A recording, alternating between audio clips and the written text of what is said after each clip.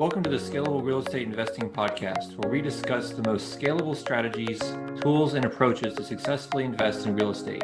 Learn how to make the most impact of your time, automate your real estate investing business, find off-market deals with minimum time invested, and leverage your capital to create as many income streams as possible so that you can achieve true financial independence.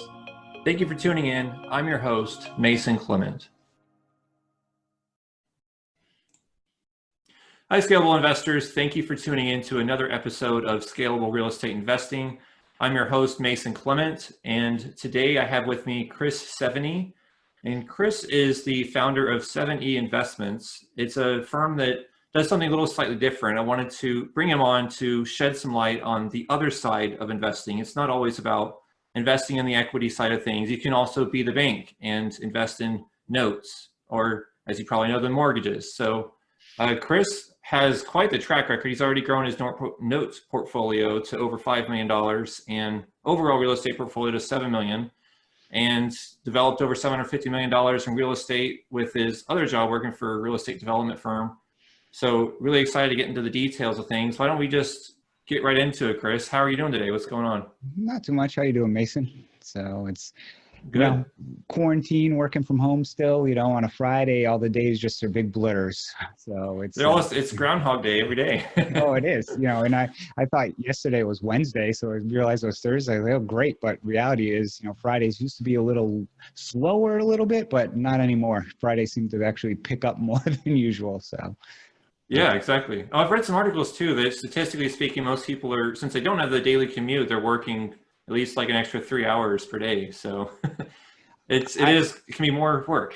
Yeah, I was going to say, I'm probably working more hours per day, on everything and so forth. And, trying to scale. It's the same token of, the side, my quote, side business is, when you're making that, extra hours, not commuting, actually working on the job. Usually I'd use those hours sometimes for making phone calls and stuff. So it's just been, a little more challenging, but it's fun. Yeah, definitely. I think there's some increased flexibility as well that most people can enjoy. So yeah, I have to agree with that too. So, well, thanks for having me on. And I'm always excited to talk about note investing because most people don't even know what it is. So. Yeah, exactly. So why don't we just take a step back and just tell us about how you got involved in real estate and what really drew you to note investing, and then just go into what it is. Yeah. So I work full-time in real estate. I've been in real estate since the late 90s when I graduated from college, and I started working for a general contractor for about a decade. And then, I've always been very entrepreneurial. So I had some friends who went over to the development side, and then around 2007, I made a quick jump over to the development side. And then of course, 2008 happened. I jumped back to the contracting side during that time. And then the last 7 years, been on the development side. So I've been in real estate my entire, working career, pretty much. And I've always wanted to, again, own rentals, own property, develop property. And in 2013, my wife and I bought a piece of property to build our primary residence. And we acted as a GC, we designed it, we did everything. And once we finished, refinance, actually had a good amount of equity in the property. So we took out a line of credit, bought a rehab, which we rehabbed and rented, and then refinanced, got our money out, did that a second time. Unfortunately, having 2 kids, full-time jobs, and trying to manage contractors on rehab projects, it's not scalable. And my wife and I looked at each other and said, guess what?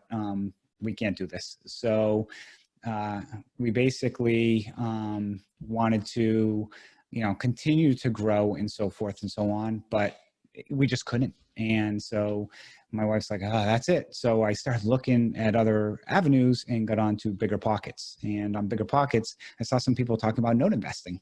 And when I was looking at note investing, I'm like, whoa, I can do this from anywhere, any point in time, and during the day. So that's kind of how I got involved in note investing, because it is something you can scale and scale pretty quickly compared to other ventures in real estate because it's not as capital intensive. Okay. So again, what is the note investing then? And how do you scale it? What has been your experience doing that? Yeah. So, first, what is note investing? And it's, I didn't know what it was. And, what you really are is you're a private lender. And basically you're doing it on property. And most people may lend, some people will do fix and flipses and get from a hard money lender or from somebody else.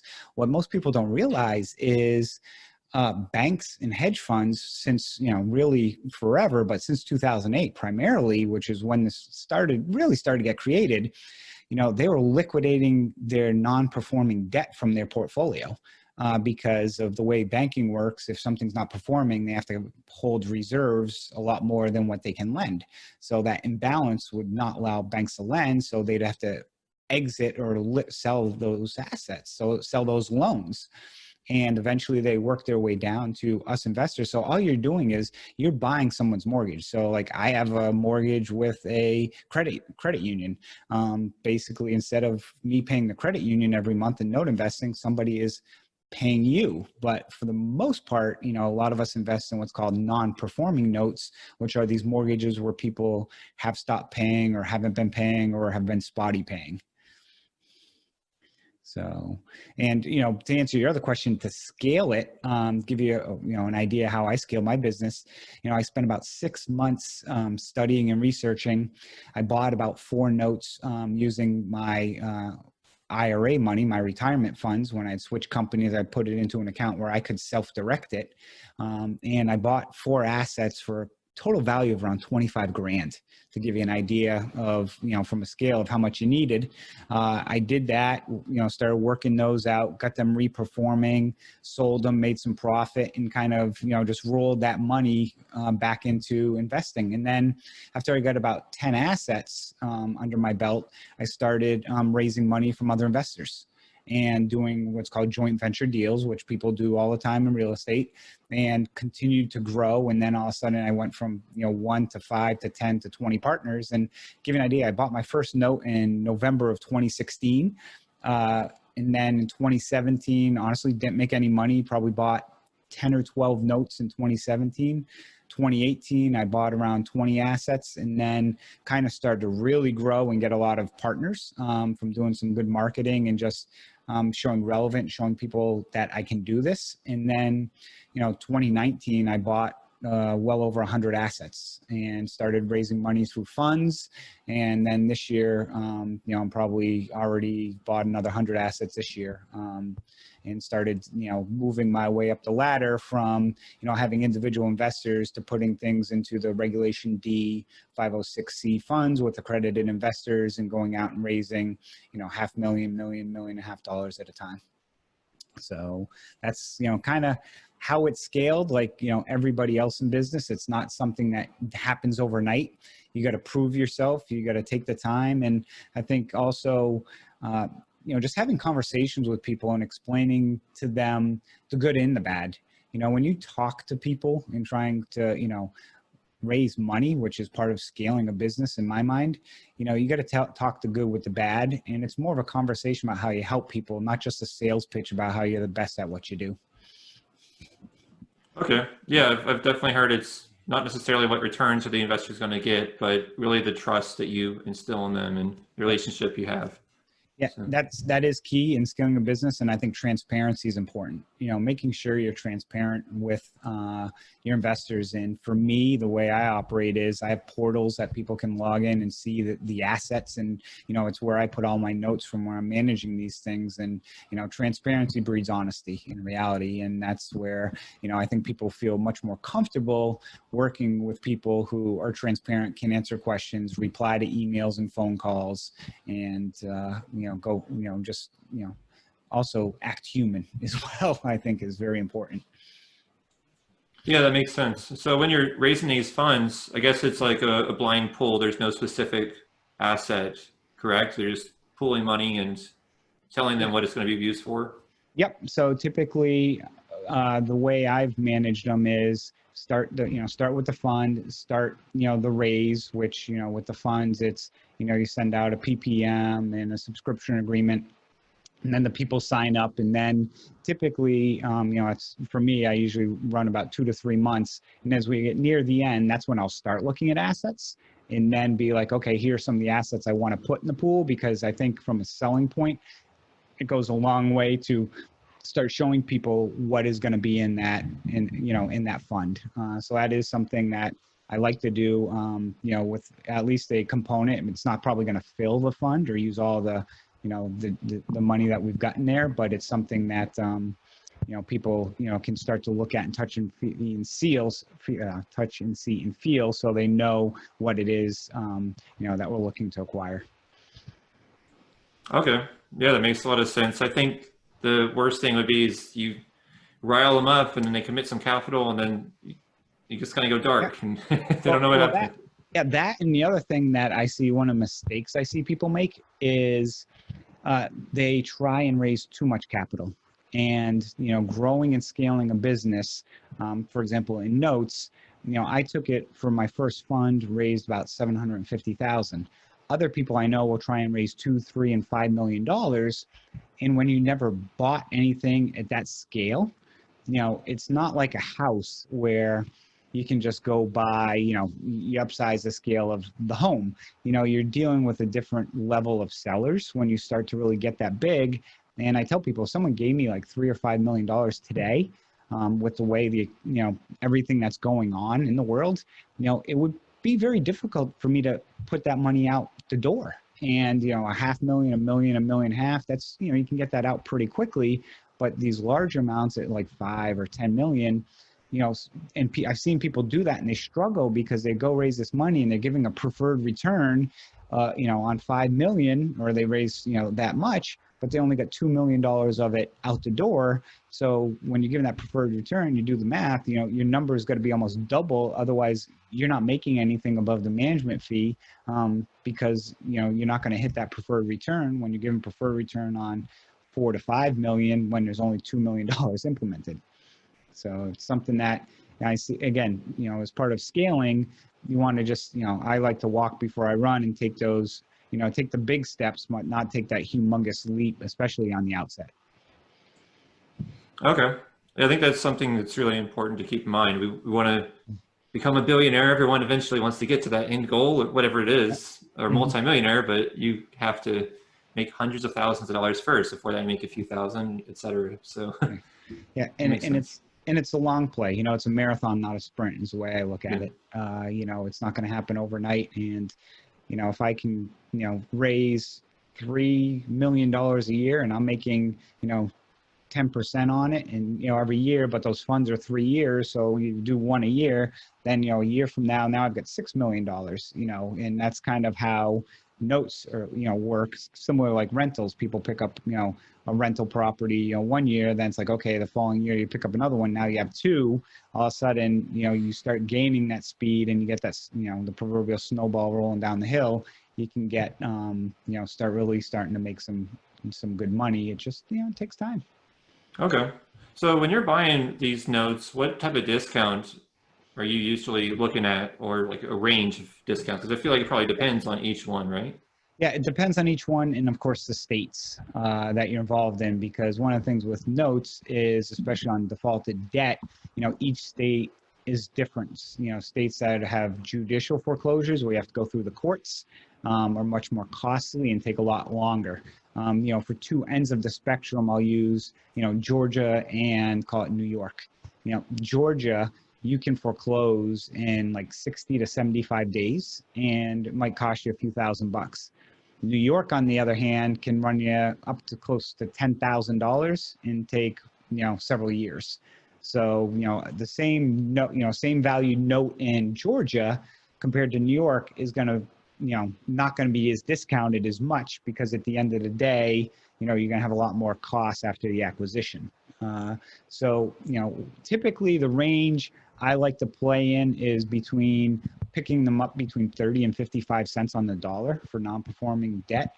And I target yields of around 30% is what we target for a yield on these assets. So, it's aggressive, but, if you do, like anything, a good amount of due diligence, you can find some real great deals on things. And, it's very unpredictable because it is a higher risk business, because one of the things I'll mention when you're buying, paper, the mortgage on these assets is you don't know what the interior of the property looks like.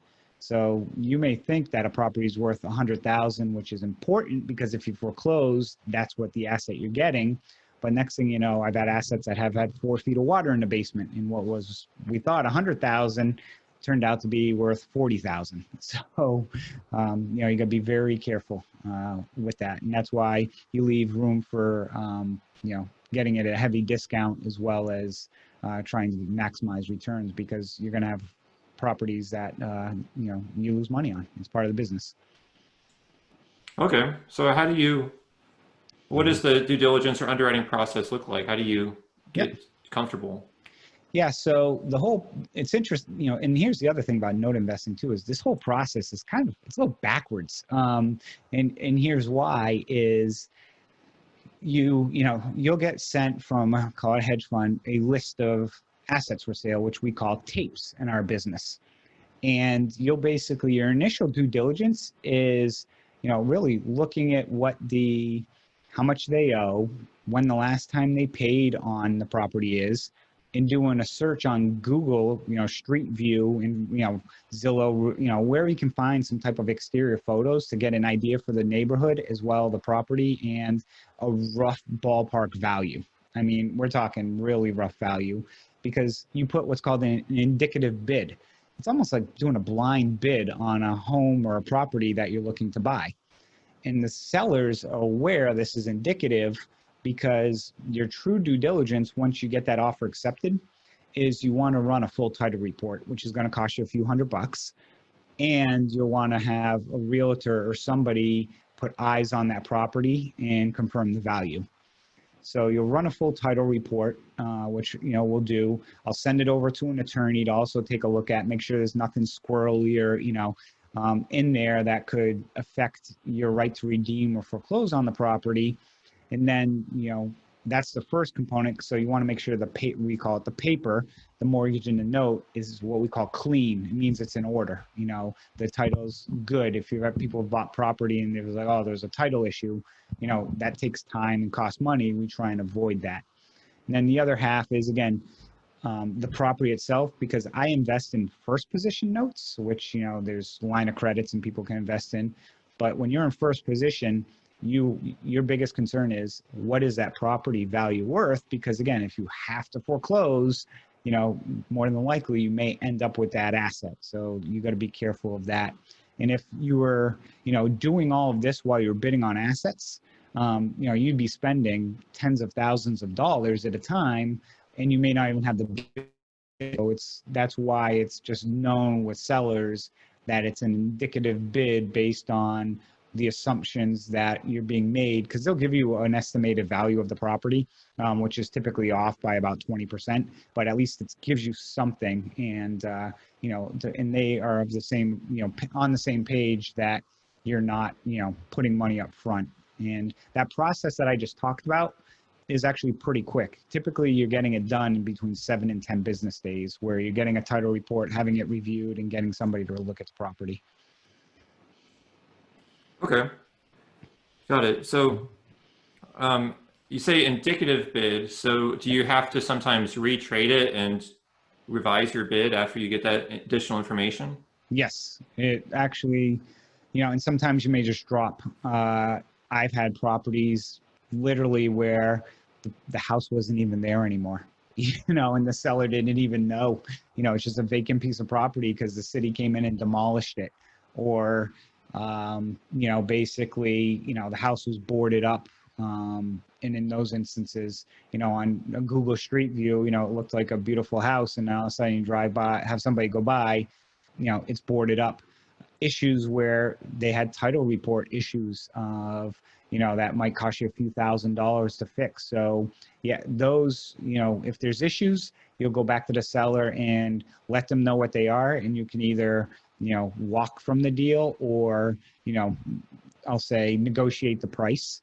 And sellers are, you know, typically they're fine with that. The things that sellers don't like is, you know, you just bailing because, you know, everything turned out, but you ended up you didn't raise the money for the deal, or you just didn't like the asset, you know, from that perspective. You know, you should have, done some research up front to make sure it's something that if everything checks out, then you should be closing on that deal. But Okay. great question. Yeah, thanks. So if I'm just sitting in my bedroom wondering how do I conjure up business, how would I go about finding these deals? You said earlier hedge funds. What if I don't have relationships with any funds or anything like that? What's the best way to do it? Yeah, so there's several websites out there where investors, and especially individual investors or people who, have own rental property and they, wanted to sell it and then they sell their finance to somebody, they put them on some websites. One is called PaperStack, PAPERSTAC, is a website where there's probably at any given time, 200 to 300 assets for sale on that site. And those are from a lot of the investors in the community who have some one or two assets to sell or whatnot. And the other area is, so all payments get collected through a servicer, which is a third party company that collects the payments. They're the ones that send out the monthly statements and, collect the escrow. We don't handle any of that in-house because there's a lot of government regulation behind that because a lot of these properties are owner occupied. So you want to kind of stay compliant, and it costs anywhere from 20 to 40 bucks a month per loan to have this done. A lot of those companies also will, put assets out for sale that investors have. For example, if I've got 100 loans with a servicer and I'm looking to sell, I might say to them, hey, I'm looking to sell these 20 loans. Can you send it out to your network? And, or the other investors that, have notes. And that's another way, and people can sign up for their lists as well. But, for somebody who's like just getting started, I'd probably say like a website like PaperStack is very good because they've catered their website to people just getting going. So the whole process of how you buy it and close on the deal is all done through, they've got a nice, it's basically streamlined process within the way it works. So it's something that, works very well for newer investors. And then, Okay, and go on. I was gonna say, and then it's just about relationships. I've built a lot of good relationships on websites like Bigger Pockets, Facebook groups, and then, several conferences out there. One is, Note Investors have some of the larger players and trainers have conferences out, now they're all virtual, which is good, that you can participate in and just get to know people. Right. Okay. Yeah, I think there's some brokers too, maybe, that do it. Yeah, there are some brokers, and you just got to be careful with the brokers because sometimes, in our business, we use the term joker brokers where it gets, one broker has it and then 3 other brokers take it from that broker to then try and sell it to somebody else, and it just keeps getting marked up. It's almost like taking a property on the MLS and having a wholesaler trying to sell that property on the MLS is almost the identical, what is happening with some of these individuals.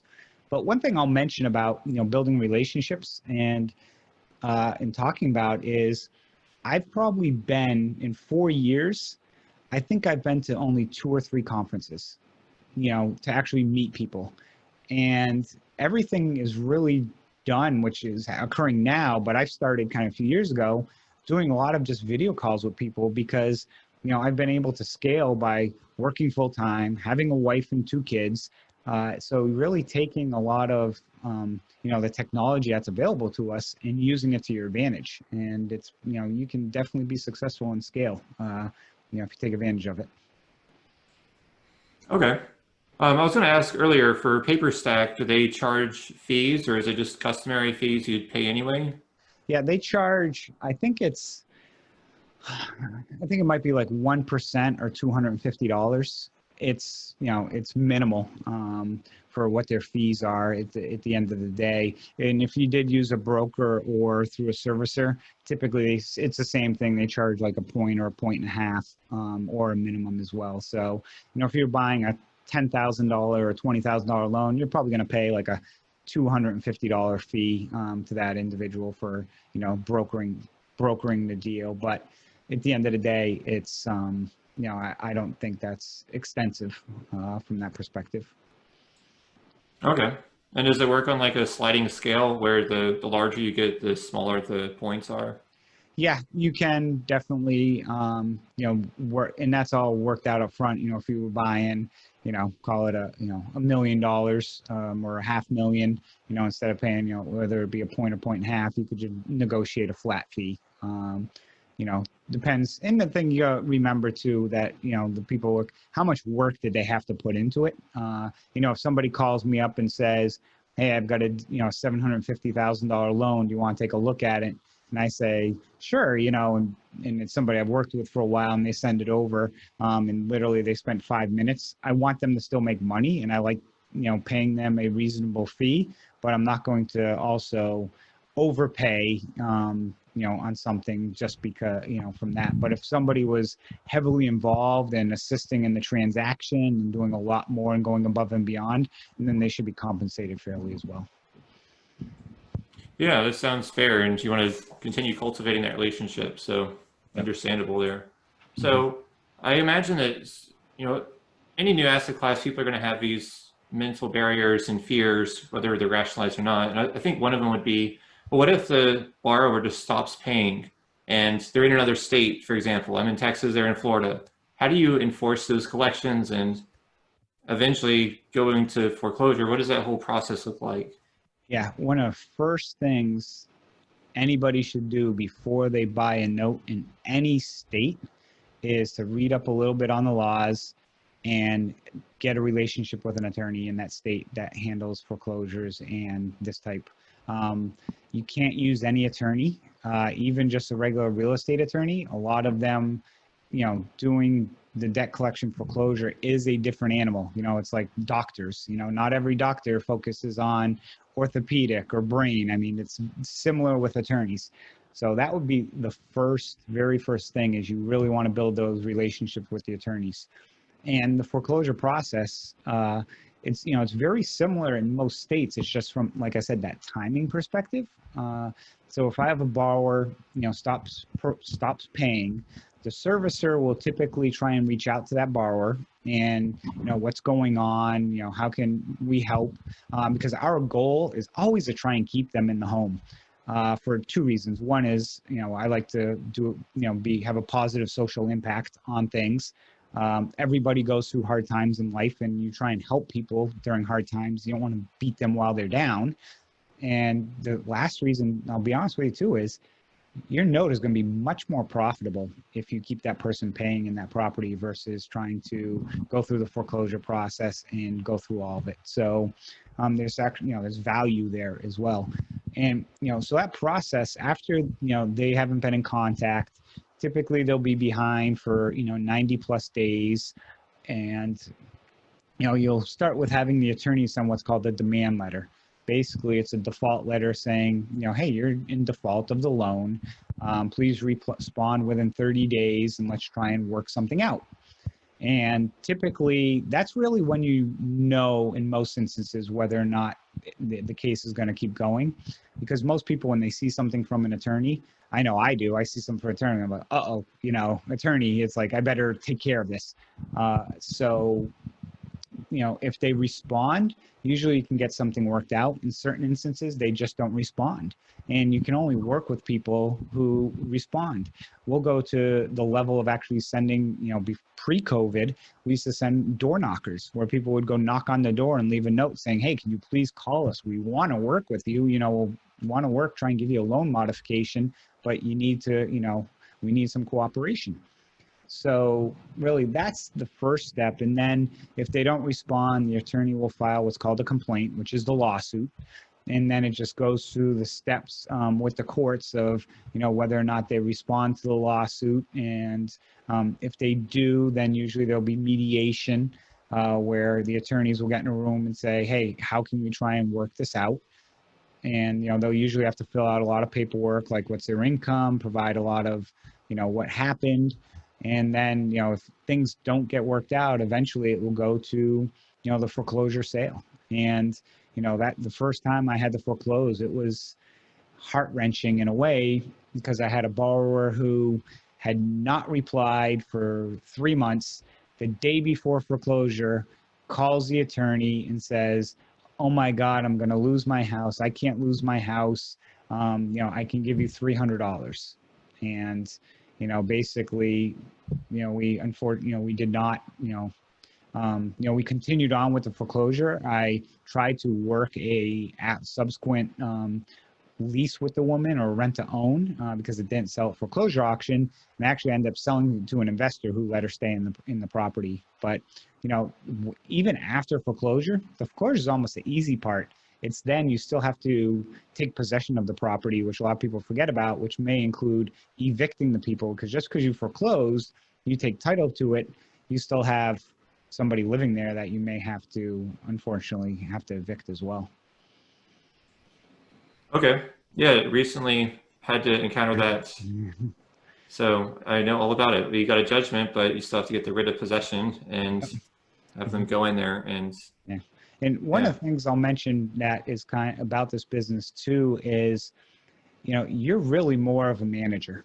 I didn't talk to a borrower for my first 2+ years in this business. As an example, you rely on your consultants. So you rely on that servicer, you rely on that attorney. So it is completely like behind the scenes type thing. Because I know a lot of people are like, oh my God, like somebody's not paying. Can they come knock on your door and basically, chop you in a million pieces? And, for the most part, they don't even know who you are because, it's just you're in LLC and they're dealing daily with the servicer or the attorney and so forth. So, that's one thing I'll mention that I like about this is, it's not passive, but you're managing a lot more than you are actually, rolling up the sleeves and dealing with a lot of those issues. okay. Yeah, that's like we've done on our single families. Like most people start out in single family and it's like, well, maybe you don't want to sell it. So we just outsource that and I just manage the property managers. Yep. Just like people do asset managers on multifamily deals and other assets. So. Exactly. That's exactly. Yep.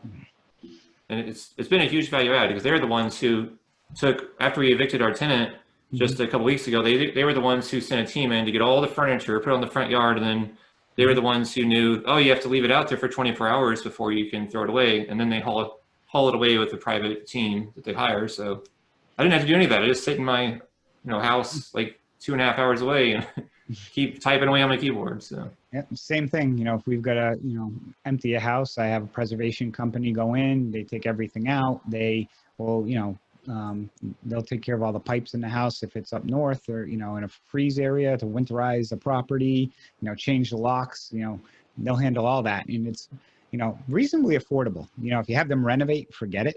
But to have them go change locks and winterize a property, it's a few $100. And, for the time it would spend to try and find somebody local, probably would take forever, but you got these nationwide companies that will go do it for you, which is great. okay, yeah, that's definitely a huge value add. So how often would you say across your entire portfolio does a foreclosure actually have to happen? Is it a very small percentage? Yeah, very small, under 10%. So, Okay. And I'd say for that 10%, most of them are actually vacant properties. Very rarely, I'd say it's probably 1%, do I have to foreclose on somebody still in the property. And typically when that occurs, it's somebody who had been living in a property for 3+ years without paying, or what you see a lot is the individual uses it as a rental and they just are playing the system of, keeping it as a rental and collecting money and not paying. I've got one that I won't say where it is because it's illegal, but the borrower hasn't paid in 4 to 5 years. And during that time, they've had a Section 8 tenant in there the entire time, paying close to $1,000 per month. So, and the way we found that out is because I actually got a call from the city about something, and they were mentioning that, there's a tenant in there that's being funded by the city that's paying $950 a month, and they were wondering why we were foreclosing on the property.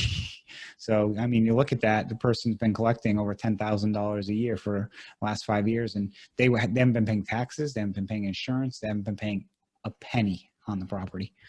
So That is scary, but there's definitely people like that out there. So Yeah. Can't be too naive.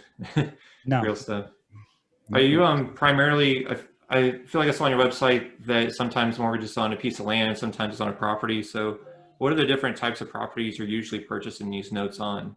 Yeah, typically I'd say 95% of them are, single family owner occupied.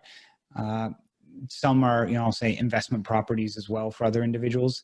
Land, very select. If it's land, typically somebody may have a mobile home on the property as well. Land, you try and stay a little more away from just because it's, much more illiquid when you take it back. Trying to move land is, a little more challenging because, it's just land. Whereas property, some people can turn it into rental or make some cash flow off of it. I've started to look more into commercial. I've got several commercial notes right now. I've got a 8-unit apartment building commercial loan in the Midwest that, is defaulted. And then I've got another one up in Pennsylvania as well. And that's the kind of, as a, talking about scaling, as you look to scale, that's an area where, you look for growth is on the commercial. I'd still stick with the residential aspect of, the commercial side. I'm, not interested in retail or office based on, especially what's going on in the world today. But, the commercial multifamily properties of the, the 4+ units is something that is definitely. Another could be, mobile home parks actually is very good investments for notes as well. And, looked at a little bit of self-storage, but haven't got there yet. But also I don't want to start chasing, every shiny object that comes my way. If I'm doing well in something and good at it, I'd rather stick with that. Yeah, that makes a lot of sense. But it also makes sense how you could go from a single family to like a multifamily loan where the pieces are going to be a bit bigger. Yeah. But you don't want to take down that too large of a piece if you don't have that experience. So yeah. No, I wouldn't, recommend somebody go from single family to go take, a 40 or 60 unit apartment, down where, the ones I have, like I've had a 4, a 5, I have a few 5s, 5-unit, and then, the 8-unit is the largest one. And those are pretty easy to evaluate because they're not huge, and, trying to review all the underwriting on them and stuff. Right.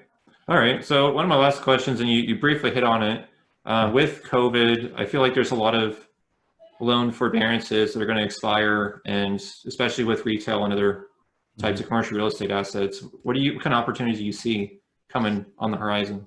Yeah, so it's been real interesting because right now everyone's kind of just, in the wait and see. And, it's kind of been somewhat business as usual from, the number of assets we're seeing. Nothing has really peaked or increased. Actually, probably may have seen a little less because I think people are just waiting because people fear that, if I put something out for sale now that's not performing, somebody's thinking that we're desperate or trying to sell. It's really tough with the crystal ball to predict where things are going.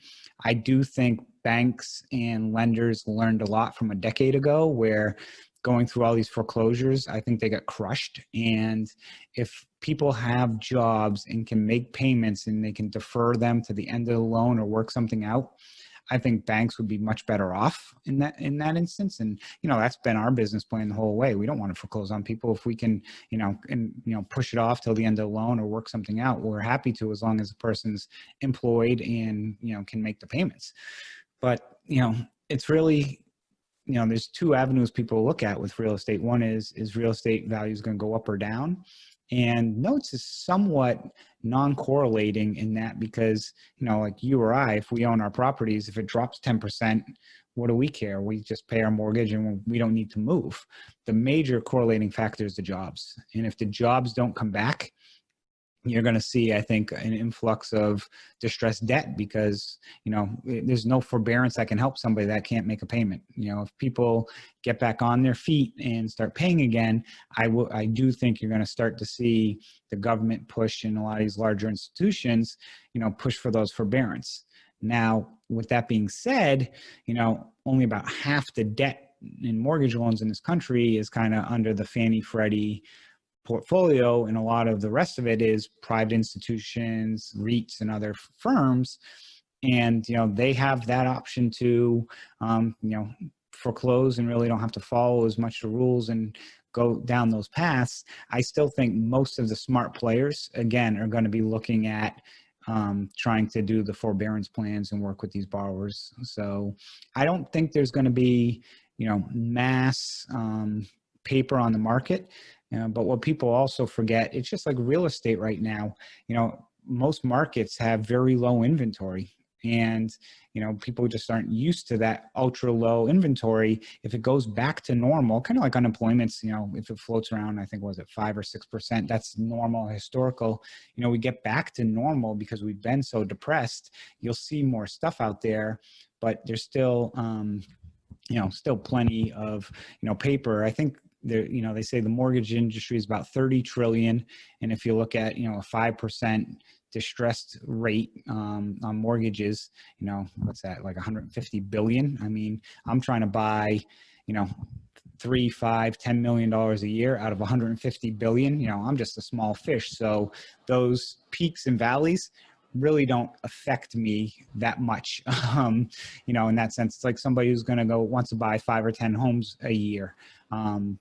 Basically you'll have some slight impact, but, not major. And one of the other things I'll mention too is, I buy nationwide. I don't focus on one state. So it also allows for, lessens the blow if there is less inventory that comes out there.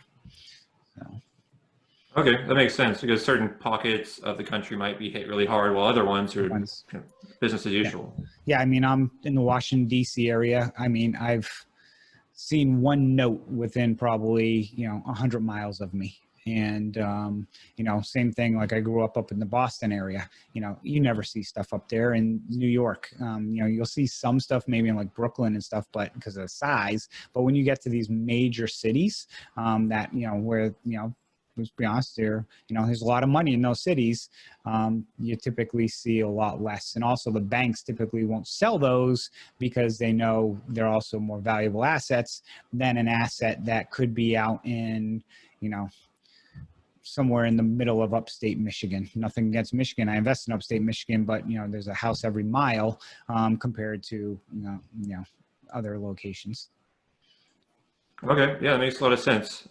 Just to wrap up, I think I might have forgot to mention in the intro that you're also the host of Good Deeds Note Investing podcast. So I'll be sure to put a link in the show notes for that.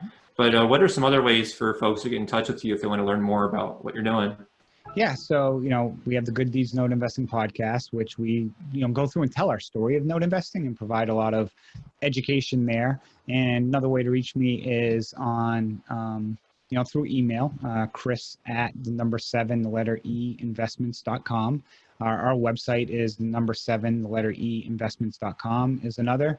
I'm Christopher Seveney on LinkedIn, Facebook as well. And we also, if you're interested more in notes, we do run a Facebook group called Notes and Bolts from the Good Deeds Note Investing podcast, where we've got about 1,000 people in that group who, we share our stories and provide a lot of free content for people there. And that's, one of the things that I'll tell people is I'm not a trainer. I don't sell anything, of, hey, click on this link for $1 and then next thing's $50 or, whatever. All of our content we provide is free because we want people to learn the business and to be educated in the business to make sure they don't go out and make some mistakes that, honestly, we've made in the past. Okay, great. Yeah, that's very exciting. I'll definitely be sure to include all that information in the show notes. Thank you again very much for shedding light on this slightly more niche part of real estate, and definitely happy to bring you on again and do it again soon when you have time. Well, thank you again, and it's a pleasure being on here, and enjoy, I enjoy these, and I just love talking about the business. It's just such an intriguing business and love educating people about it because, like I said, most people have no clue it even exists. Yeah, exactly. Well, hopefully we've opened some people's minds to it now. So, okay. All right, perfect. Thank you for listening to this episode. To add some additional value, I've summarized some of the key takeaways that I thought were valuable in this episode for you to keep in mind as you go on through your day.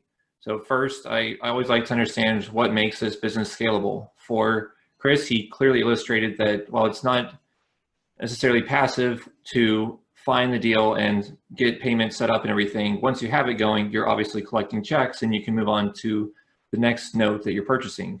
And also he explained how he went from smaller notes up to larger ones and eventually to multifamily properties.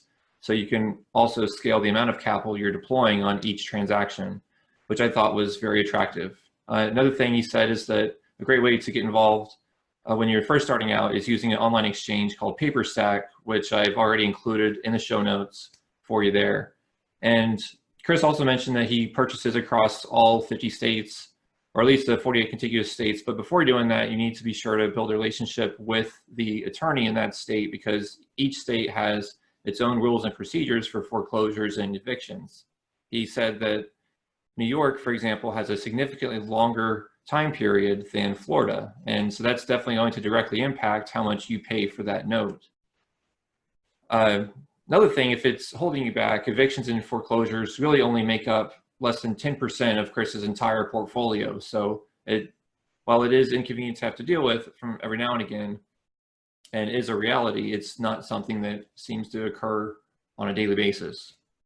And the last thing is to keep in mind is that it's always more valuable for you as the bank to have that borrower stay in the property and try to work that out, unless of course they go radio silent and refuse to answer your calls, in which case you'd have to evict them. So if you feel like you gained anything of value from this episode or other episodes and feel inclined to do so, please leave us a review. And if you want to be notified of new episodes as they're released and haven't done so already, definitely be sure to subscribe. And looking forward to having you on the next episode. Thank you very much and hope you're enjoying.